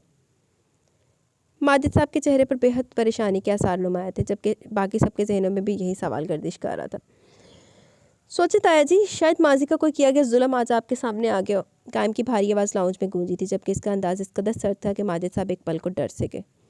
क्या बकवास है ये? ऐसा कुछ नहीं है। कायम की बात सुनकर माजिद साहब ठाड़े थे। कायम, तुम तो पता लगवा सकते हो किसने किया मेरे बच्चे? मुजफ्फर साहब इस बार कायम को परेशान निगाहों से देखते हुए बोले, दादाजान ये किसी सीक्रेट ऑफिसर ने किया। ये सारी इन्फॉर्मेशन इसने नैब तक पहुंचाई है। कायम इस पर संजीदगी से दादाजान को देखता हुआ गोया, आखिर इसको हमारे से क्या दुश्मनी हो सकती है? क्यों दुश्मनी निकाली इसने हमारे साथ? कायम, नाम बताओ इसका हमें। आबिद साहब भी लहजे में नफरत और गुस्सा लिए चिल्लाए थे, जबकि इनकी बात पर कायम और बाजिल ने एक दूसरे को देखा। इन दोनों के चेहरे पर इशातराना मुस्कुराहट दर आई। इसी असना में भारी कदमों की आहट की आवाज़ सबको लाउंज के करीब आती सुनाई दी थी। लाउंज में खामोशी छा गई थी। वो कोई 24 साल का बुलंद कदो कामत वाला नौजवान था। जीन्स पर नेवी ब्लू कलर की शर्ट पहने, एक हाथ पैंट की जेब में फंसाए, दूसरा हाथ अपने भूरे बालों में फेरता कदम कदम चलता वो लाउंज के वस्त में आ खड़ा हुआ। मासूमा समेत वहाँ मौजूद तमाम नफूस चकटक से देख रहे थे। बासित ने एक अचटती निगाह इन सबके हैरान परेशान चेहरों पर डाली। Good evening everyone. वो चेहरे पर हल्की सी मुस्कुराहट लिए बुलंद आवाज़ में बोला, जबकि इसकी मुस्कुराती नज़र मासूमा के हैरान चेहरे पर खास तौर पर डाली। मासूमा इसे अपनी जानिब तख्ता पाकर सटपटा गई। निगाहों का मरकज़ बासिल की जानिब किया, जो पुरसकून बैठा इसी लड़के को देख रहा था। फिर बासित आहिस्ता आहिस्ता चलता वहाँ परेशान खड़े माजिद साहब और साजिद साहब के सामने जा खड़ा हुआ। आप लोगों के उड़े हुए रंग चेहरों से लग रहा है कि धचका लग चुका है आप सबको। देखिए तिन्ना ने डाल के ना पागल कर देते शराजी बरादरान। साजिद साहब को देखता वो काटदार अंदाज में गोया हुआ, जबकि इसकी बात को समझते तीनों भाइयों ने बौखलाकर एक दूसरे को देखा और फिर बासित को, कौन हो तुम? माजिद साहब की आवाज़ हलक से बमुश्किल निकल पाई, जाने कि उन्हें लग रहा था कि कुछ बहुत ही बुरा होने चुका है। सामने खड़ा जवान इन्हें बादल से काफ़ी मुशाबे लगा था। देखिए, बासित माजिद शराजी। वो बुलंद आवाज़ में बोला था कि लाउंज में मौजूद तमाम नफूस अपनी जगह साख्त हो गए। बेयकीनी के आलम में हर कोई इस लड़के को देख रहा था। मुजफ्फर साहब के कानों में सामने खड़े नौजवान के अल्फाज गूंज रहे थे, जबकि मासूमा ने एक बार फिर बाजिल को देखा, जो पुरसकून अंदाज में अपनी दाढ़ी पर हाथ फेरता अपने बाप के फ़क चेहरे को देख रहा था। ये क्या बकवास है? मेरा एक ही बेटा बाजिल माजिद शराजी। माजिद साहब की आवाज़ में कपकपाहट वाज़ेह थी। इनके दिल में आए ख्याल इन्हें बेहद बेचैन कर रहे थे। मुझे भी आपके नाम की कतई ज़रूरत नहीं है, क्योंकि अल्हम्दुलिल्लाह बासित शराजी ने अपनी पहचान खुद बना ली है। जवाबन बासित इनके पसीने से तर परेशानी को देखता बाजी बुलंद आवाज़ में बोला, तो तुम अपनी औकात में रहो लड़के, मैं तुम्हारी कोई बात नहीं मानता। माजिद साहब पहले बहुत बुरी तरह मसलों में घिरे हुए थे। बासित की सूरत में मजीद खुद को कसूरवार कैसे मान सकते थे? इस बात का जवाब मैं आपको ज़रूर देता, मगर मेरी माँ और भाई की तरबियत मुझे आपसे बदतमीज़ी करने की इजाज़त नहीं देती। बासित बेहद सर्द मोहरी से गोया हुआ। फिर किसी के कुछ बोलने से पहले बाजिल सोफे से उठा, अपनी कमीज़ की आस्तीनें कोहनियों तक मोड़ता हुआ कदम कदम चलता बासित के साथ अपने बाप और चचा के सामने जा खड़ा हुआ। मेरी माँ याद है आपको शराजी साहब? पुष्ट पर हाथ बांधे बाजिल सर्द अंदाज में माजिद साहब से पूछा था, जबकि इसके चेहरे पर चट्टानों जैसी सख्ती थी। मुजफ्फर साहब की निगाहें एक साथ खड़े बासित और बाजिल की सिमत टिकी हुई थी। बाजिल, ये कैसा सवाल है? माजिद साहब बाजिल के सवाल पर सटपटा गए। पेशानी का पसीना साफ करते हुए बाजिल के बेहद संजीदा चेहरे को तकते हुए बोले, क्यों, क्या कोई अजीब बात पूछ ली मैंने? बाजिल इनकी आंखों में देखता हुआ बोला, नन नहीं। माजिद साहब भी बाजिल की सुर्ख आंखों में देखते हुए गोया, मेरी माँ को किस हालत में घर से निकाला था, कुछ याद है? बाजिल की बुलंद आवाज़ लाउंज में गूंजी, जबकि इसका बेहद सर्द अंदाज बेहद सर्द था। बासित भी अपने बाप को सर्द निगाहों से देख रहा था। क्या कह रहे हो बाजिल? मुजफ्फर साहब ने अपनी खामोशी को तोड़ा और बाजिल और बासित के करीब जाकर बाजिल से पूछा, जबकि इनकी निगाहें बासित के चेहरे पर थी, जहाँ महज सर्द तासुर था। दादाजान अपने बेटे से पूछे, मेरी माँ को क्यों दरबदर किया इन्होंने, किस जुर्म की सज़ा दी थी इन्हें, जबकि वो तो इनके सारे जुल्मों से तो बहुत सब्र से बर्दाश्त करती थी। ज़ुबान से एक हरफ शिकायत ना निकालती थी। मुझसे जुदा कर दिए इन्हें सिर्फ वजह ये थी कि आपके अय्याश बेटे का इनसे दिल भर गया था। बाजिल की करख्त आवाज़ पर किस कदर अज़ियत थी ये वहाँ मौजूद लोग बआसानी महसूस कर सकते थे। इसकी ज़बत का अंदाज़ा इसकी सख्ती से बंद मुठ्ठियाँ और बेतहाशा सुर्ख आंखों से लगाया जा सकता था, जबकि बाजिल का भी कुछ यही हाल था। वो दोनों सगे भाई थे। ये वहाँ मौजूद हर शख्स यकीन से कह सकता था। मासूमा की आंखें नम हुई थी। हद से बढ़ रहे हो तुम बाजिल, याद रखो तुम मेरे बाप नहीं, मैं तुम्हारा बाप हूँ। यही तो अफसोस है कि आप बाप हैं मेरे। जो आपने मेरी माँ और भाई के साथ ज़्यादतियाँ की ना, इस पर अगर कोई और होता तो अभी अपनी टांगों पर सलामत ना खड़ा होता। बहरहाल बख्शूंगा तुम्हें अभी भी नहीं आपको। आप तीनों अपने अपने अंजाम को पहुंच चुके हैं। सिर्फ अपनी माँ का ही नहीं, बल्कि शराजी हाउस में मौजूद हर औरत पर हुए जुल्म का हिसाब देने का वक्त आ चुका है। मुल्क छोड़कर भागने की गलती तो हरगिज़ मत कीजिएगा आप तीनों, क्योंकि अब आप तीनों बच नहीं सकते। Dear शराजी brothers. बाजिल बेहद सख्त मोहरी से बोल रहा था, जबकि इसकी बात सच्ची तो थी। वो पूरी तरह तो तबाह कर चुका था तीनों को। अब सिर्फ गिरफ्तारी रह गई। तो ये बात साजिद साहब समेत माजिद साहब और आबिद साहब भी खूब जानते थे कि बाजिल ने जेल की सलाखों के पीछे करवा कर दम लेगा। सबकी काटदार निगाहें इन तीनों पर थी। मजीद इन तीनों का वहाँ रहना माहौल हो गया, इसलिए फ़ौरन निगाहें चुराए वो तीनों लाउंज से निकल गए। इनके जाने के बाद सबकी सवालिया निगाहें बाजिल की जानिब थी। बाजिल सबकी सवालिया नज़रों का मफहूम समझते इन्हें सब हकीकत बताने लगा कि माजिद साहब ने जब इसकी माँ को शराजी हाउस से निकाला, इस वक्त तो उम्मीद से थी। कोई ठिकाना न होने की सूरत में इन्होंने दारुल अमान में बना ली। वहीं पर बासित पैदा हुआ। कई दफ़ा बासित को लेकर शराजी हाउस आई, मगर इन्हें माजिद साहब के हुक्म से दरवाजे से लौटा दिया गया। कुछ समझदार बड़े होने पर बाजिल ने हर जगह अपनी माँ को तलाश जारी रखी। इस दौरान जब वो 19 साल का था, तो इत्तफाकन बाजिल इस वक्त शराजी हाउस में दाखिल हो रहा था, जब इसकी मुलाकात रोती हुई बीमार माँ से हुई। बाजिल ने लेकर शराजी हाउस से चला गया और फिर किसी तरह से इस बात का जिक्र न किया। कई साल वो अपनी माँ को मनाता रहा कि शराजी हाउस में रहने का इनका हक है, मगर वे कहकर टाल देती कि इन्हें इनके दोनों बेटों के अलावा कुछ नहीं चाहिए। 4 साल पहले इनका इंतकाल हो चुका था, मगर बाजिल ठान चुका था कि अपनी माँ के साथ साथ शराजी हाउस में मौजूद हर औरत के साथ हुए जुल्म का हिसाब ज़रूर लेगा। आज वो दिन आ गया था। बाजिल खामोश हुआ तो अभी भी कई पल कुछ भी ज़ुबान से अल्फाज ना निकाल सका, जबकि बासित का चेहरा बेतासुर था। वो इन सारे हालात से गुजरा था। सबकी निगाहें कभी बाजिल पर तो कभी बासित पर थी। ये हमारा पोता है मुर्शद साहब। दादी जान कदम कदम चलती बासित की सिम पड़ी। वो भीगी आंखों में आवाज़ में मुजफ्फर साहब से मुखातिब थी। बासित के सर पर बूसा देने लगी। बासिल, तुमने हमें क्यों नहीं बताया ये सब? मुजफ्फर साहब की आवाज़ जैसे किसी खाई में से आई। वो बेहद रंजीदा दिखाई दे रहे थे। दादाजान, बासित यहाँ नहीं आना चाहता था। बाजिल ने मुख्तसर जवाब दिया, जबकि मुजफ्फर साहब बासित की जाने पड़े। इन्हें बेहद बेचैनी ने आन घेरा कि मुजफ्फर शराजी के पोते ने जाने किस हाल में अपना बचपन गुजारा है। आगे बढ़कर इन्होंने बासित को अपने सीने से लगा लिया। कई पल सर के जब बासित खुद नरमी और एहतराम से इनसे जुदा हुआ, मगर बासित का चेहरा बेतासुर था, जैसे इस बात से कोई फ़र्क नहीं पड़ा। भाई, अब मैं चलता हूँ। बासित बाजिल को तकता हुआ कहने लगा, तो सब ने हैरत से देखा। ये क्या कर रहे हो बेटा? अब तुम कहीं नहीं जाओगे, यही तुम्हारा घर है, मैं कहीं नहीं जाने दूंगी तुम्हें। बासित, तुम कहो इससे, अब कहीं नहीं जाएगा हमारा पोता। बासित की बात पर दादीजान फ़ौरन बासित के बाजू को थाम कर आखिर में बाजिल से मुखातिब हुई। भाई प्लीज़, मैं आपको पहले भी कह चुका हूँ कि मैं यहाँ नहीं रहूँगा। बाजिल के कुछ भी कहने से पहले बासित बाजिल को देखता हुआ संजीदगी से हुआ। ठीक है दादीजान, आप परेशान हो, बासित आता जाता रहेगा। बाजिल ने दादीजान को कहा तो मुजफ्फर साहब ने दादीजान को इशारे से खामोश करवाया। फिर बासित जिस तरह से आया था, इसी तरह शराजी हाउस से चला गया। जी तो गाइज़, यहाँ पे हमारी एपिसोड अपने इख्तिताम को पहुँची। कैसी लगी आपको एपिसोड? अपनी राय का ज़रूर इज़हार कीजिएगा। इसके कमेंट सेशन ना आप हम पढ़ चुके हैं, रीड कर चुके हैं दूसरे वाले में, तख्त बख्त वाले नावल में। तो इधर कमेंट सेशन का वैसे भी टाइम नहीं बचा, टाइम मेरा पूरा हो गया। तो अभी अगर मैंने ये वाला लास्ट सीन पूरा ना होता तो फिर कमेंट सेशन होने थे, मैंने कहा चलो लास्ट सीन पूरा कर लूँ, कमेंट सेशन उधर कंपनसेट हो जाएगा।